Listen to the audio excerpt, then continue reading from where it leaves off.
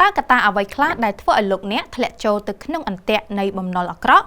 ឬអ្នកខ្លះស្គាល់ថាជាបំណុលវណ្ឌកបើយើងនិយាយអំពីបំណុលចែកចេញជាពីរប្រភេទគឺបំណុលល្អនិងបំណុលអាក្រក់បំណុលល្អគឺជាបំណុលដែលជួយបង្កើនចំណូលដូចជាខ្ចីលុយគេមកពង្រីកមុខរបររកស៊ីនៅក្នុងការបង្កើនប្រាក់ចំណូលចំណែកឯបំណុលអាក្រក់នោះគឺជាបំណុលដែលចំណាយទៅលើភាពហ៊ឺហាដូចជាការទិញរថយន្តស៊េរីទំនើបទូរស័ព្ទស៊េរីថ្មីជាដើមដែលវាពុំមែនជួយនៅក្នុងការបង្កើនចំណូលនោះទេតើមូលហេតុអ្វីខ្លះដែលធ្វើឲ្យអ្នកធ្លាក់ខ្លួននៅក្នុងបំណុលអាក្រក់ឬបំណុលច្រើនលើសលប់តាមពិតទៅគឺមានកត្តាជាច្រើនដែលធ្វើឲ្យអ្នកធ្លាក់ខ្លួនក្នុងបំណុលអាក្រក់តែថ្ងៃនេះខ្ញុំសូមលើកយកកត្តាសំខាន់មួយចំនួនដូចជា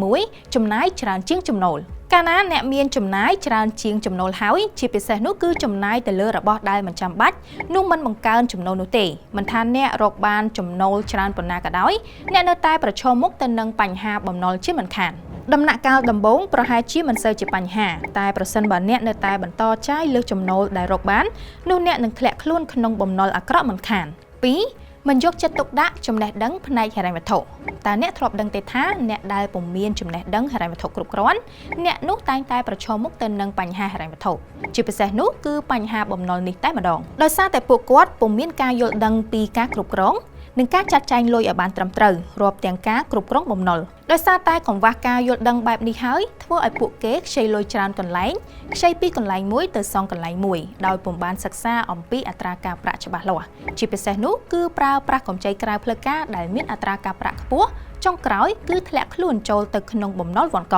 3. ហេតុការណ៍អាសន្នឬហេតុការណ៍ពុំបានគ្រោងទុកហេតុការណ៍ទាំងនេះគឺមានដូចជាឈឺថ្កាត់បាត់បង់ប្រាក់ចំណូលឬបញ្ហាគ្រោះថ្នាក់ជាដើមនៅពេលដែលហេតុការណ៍ទាំងនេះកើតឡើងព្រមៗគ្នាដែលតម្រូវឲ្យអ្នកប្រើប្រាស់លុយជាបន្ទាន់តែអ្នកពុំមានលុយសន្សំត្រៀមនោះទេនោះកិច្ចមិនផុតពីការខ្ចីលុយបងប្អូនមិត្តភ័ក្តិចងការឯកជនមកប្រើប្រាស់បណ្ដោះអាសន្នជាមិនខានការខ្ចីពុំបានគិតពិចារណាបែបនេះក៏ធ្វើឲ្យអ្នកជាប់ទៅក្នុងបញ្ហាបំណុលផងដែរ 4. ចូលចិត្តយកបំណុលដែលមានអត្រាការប្រាក់ខ្ពស់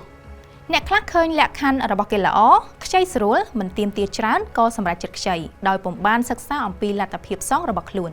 ជាពិសេសនោះគឺលក្ខខណ្ឌកម្ចីដែលគេចងអត្រាការប្រាក់និងការសងត្រឡប់កម្ចីដែលយកអត្រាការប្រាក់ខ្ពស់ភាគច្រើនគឺជាកម្ចីក្រៅផ្លូវការដូចជាកម្ចីអនឡាញតាមបណ្ដាញសង្គមជាដើមកម្ចីប្រភេទនេះមិនត្រឹមតែយកអត្រាការប្រាក់ខ្ពស់មានហានិភ័យប៉ុណ្ណោះទេ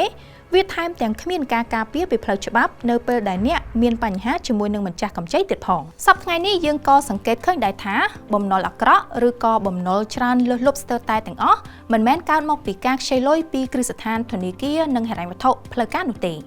តែគឺកើតឡើងដោយសារតែការប្រើប្រាស់កម្ចីក្រៅផ្លូវការនិងកម្ចីអនឡាញដោយសារតែកម្ចីនេះមានអត្រាការប្រាក់ខ្ពស់ខ្លាំងរហូតអ្នកខ្ចីបង់លែងរួចហើយនេះគឺជាវិធីសាស្ត្រខ្លះៗដែលជួយឲ្យអ្នកគេចផុតពីបំណុលអាក្រក់ 1. មានផែនការហិរញ្ញវត្ថុនិងកញ្ចប់ថវិកា 2. កុំចំណាយលើសចំណូល 3. សន្សំលុយត្រៀមសម្រាប់ហេតុការណ៍ចៃដន្យកើតឡើងនៅក្នុងការចំណាយចន្លោះពី3ទៅ6ខែនៃចំណាយសរុបក្នុងមួយខែ 4. រៀនសូត្រអំពីចំណេះដឹងផ្នែកហិរញ្ញវត្ថុនិងត្រួតពិនិត្យសុខភាពហិរញ្ញវត្ថុឲ្យបានទៀងទាត់ 5. ប្រើប្រាស់កម្ចីឲ្យចំគោលដៅបង្កើនចំណូលនិង 6. ពុំគួរយកកម្ចីច្រើនកន្លែងលើសមត្ថភាពហើយជាពិសេសនោះគឺកម្ចីក្រៅផ្លូវការ